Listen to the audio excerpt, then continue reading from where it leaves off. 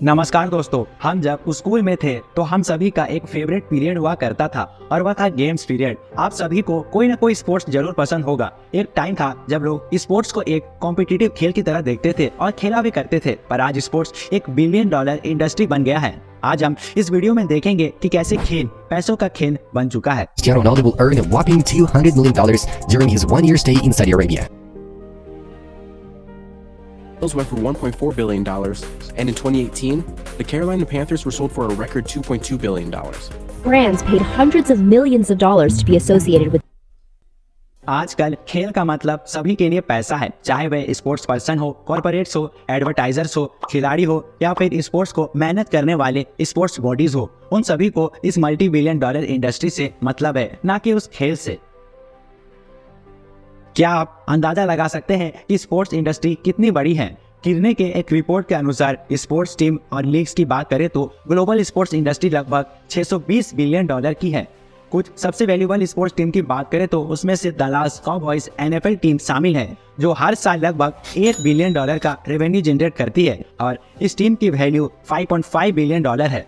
New York Knicks NBA की team जो लगभग 421 मिलियन डॉलर कमाती है और इसकी कीमत 4.6 बिलियन डॉलर है। और Spanish football team real Madrid जो हर साल लगभग 900 मिलियन डॉलर कमाती है और इसकी वैल्यू 4.2 बिलियन डॉलर है। इसके अलावा कुछ स्पोर्ट्स स्टार एथलीट ऐसे भी हैं जो इन दिग्गज टीमों के लिए खेलते हैं या खेल चुके हैं। उन्हें भी स्पोर्ट्स इंडस्ट्री से फाइनेंशियली बहुत ही बेनिफिट हुआ, जैसे Michael Jordan, Tiger Woods, Arnold Palmer, Cristiano Ronaldo और माइकल शूमाकर जैसे बड़े नामों ने अपने करियर में 1 बिलियन डॉलर से ज्यादा पैसा कमाया है। यह तो अभी कुछ भी नहीं है। ऐसे भी बिजनेस है जो स्पोर्ट्स बिजनेस को बढ़ावा देते हैं, जिनमें से कई इतने बड़े हो गए हैं जितने हम और आप सोच भी नहीं सकते हैं। उन्हीं में से एक है फैनडुएल स्पोर्ट्स बुक, जो व्यूअर्स को स्पोर्ट्स बेटिंग अलाउ करता है। फैनडुएल स्पोर्ट्स बुक जैसा ब्रांड अमेरिका और दुनिया भर में सभी मेजर्स लीग के लिए बेटिंग ऑफर करते हैं और यहाँ तक कि नए कस्टमर्स के लिए रेगुलर फ्री कैंपेन भी चलाते हैं। इसके जरिए ही ये कंपनियां आज अरबों डॉलर की कंपनी खड़ी करने में सक्षम हुई है।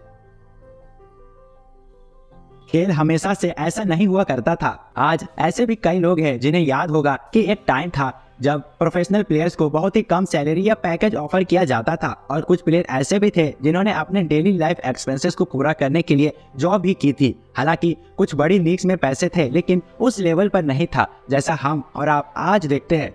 उस समय टीम और क्लब ओनर्स केवल मैच के दिनों में टिकटों की बिक्री और अपने स्टेडियमों में कुछ छोटे मोटे स्पॉन्सर के जरिए पैसे कमाया करते थे। फिर आया 80s का दौर, जहां से सब कुछ बदल गया। स्पोर्ट्स इंडस्ट्री को मनी इंडस्ट्री बनने के पीछे दो मेजर कारण हैं, पहला टेलीविजन और दूसरा इंटरनेट। आइए अब हम इन्हें एक एक करके समझते हैं।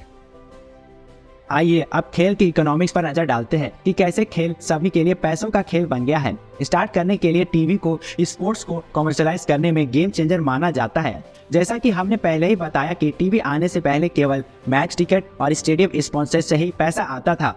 उस टाइम किसी भी स्पोर्ट्स को एक लिमिटेड लोग ही देख पाते थे, पर टीवी के आने से लाखों करोड़ों लोग स्पोर्ट्स से जुड़ने लगे, जिससे एडवर्टाइजर्स और स्पॉन्सर्स की लाइन लग गई। यही कारण है कि आज सभी खेलों के टीवी राइट्स लाखों डॉलर में बेचे जाते हैं। आप इस बात से अंदाजा लगा सकते हो कि 1992 में EPL यानी कि इंग्लिश प्रीमियर लीग के 5 सीजन्स के टीवी राइट 406 मिलियन डॉलर में बेचे गए थे, लेकिन वहीं 2016 में सिर्फ 3 सीजन के 6.86 बिलियन डॉलर में बेचे गए थे। दरअसल Olympic, football world cup, tennis grand slams, formula 1 series और कुछ हद तक क्रिकेट वर्ल्ड कप, ये सभी मेगा इवेंट्स है जो कुछ लोगों के लिए पैसों की थैलियां के समान है। इसके अलावा केवल टीवी एड्स ही पैसा नहीं लाते हैं, ब्रांड एंडोर्समेंट्स और ब्रांड एम्बेसडरशिप्स भी शामिल है, जिसमें फेमस प्लेयर्स को उस ब्रांड को सपोर्ट करने के लिए एक ह्यूज अमाउंट देकर साइन किया जाता है, जिससे दोनों का फायदा हो सके। अगर टीवी स्पोर्ट्स को कमर्शियलाइज करने में पहला गेम चेंजर था, तो दूसरा और शायद ज्यादा इंपॉर्टेंट इंटरनेट का आना था, जहां टीवी ज्यादातर कॉर्पोरेट्स को बेचे जाते थे जो लाइव स्पोर्ट्स को दिखाते थे। पर इंटरनेट के आने से स्पोर्ट्स हर जगह पहुंचने लगा, चाहे वह किसी भी एरिया का हो या किसी भी कंट्री का।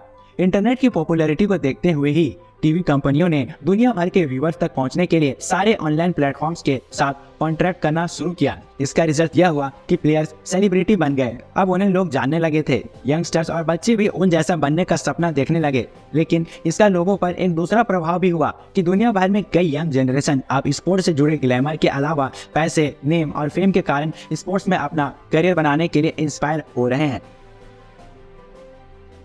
जैसा कि हम जानते हैं कि सिक्के के दो पहलू होते हैं, यानी स्पोर्ट्स के कमर्शियलाइज होने से भी और भी कुछ। एग्जाम्पल के लिए अगर कोई देश ओलंपिक होस्ट करता है तो होस्टिंग कंट्री को छोड़कर सभी को पैसा मिलता है, जबकि उस गेम को होस्ट करने के लिए सारा खर्चा वह कंट्री करती है। इसके अलावा भी करप्शन और सैडी डील्स, ये सब अब किसी भी स्पोर्ट्स इवेंट की पहचान बन गए हैं और यह निश्चित रूप से कुछ ऐसा है जो लोगों पर निगेटिव इम्पैक्ट डाल रहा है। इसके अलावा भी बात करें तो किसी भी स्पोर्ट्स में पॉलिटिकल इंटरफेयर करना, ये सब बताता है कि स्पोर्ट्स अब फर्स्ट प्रायोरिटी नहीं है। एग्जाम्पल के लिए अब ये बहुत आम बात हो गई है कि किसी भी मेजर स्पोर्ट्स इवेंट्स में खेल पर फोकस करने के बजाय डील मेकिंग और डीलिंग पर फोकस किया जाता है।